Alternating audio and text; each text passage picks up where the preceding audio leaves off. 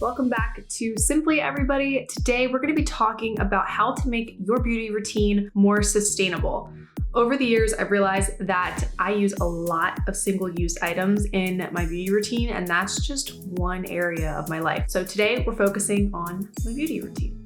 First off, let's talk about products and tools. A couple years ago, my grandmother actually got me some of these makeup eraser towels, and I absolutely love them.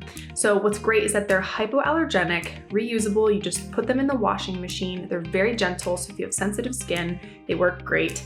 They come in a wide variety of colors and sizes. However, once they start to have a couple wears and tears of, removing all of your makeup, they can become more discolored and stained from the makeup. So if you don't want that, obviously go with a darker color like black, but I kind of love this peachy pink color.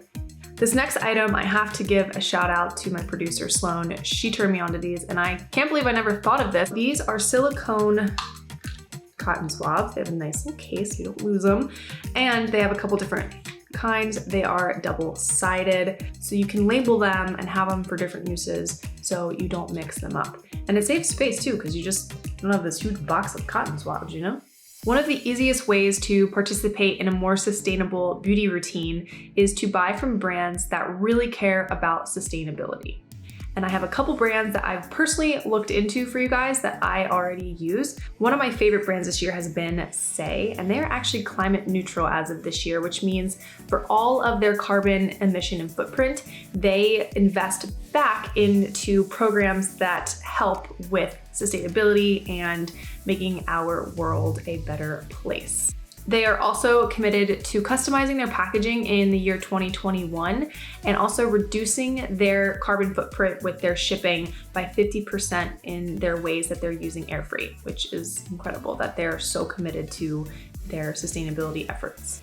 Glow Recipe is one of my favorite skincare brands, and they are on track to becoming climate neutral in 2022.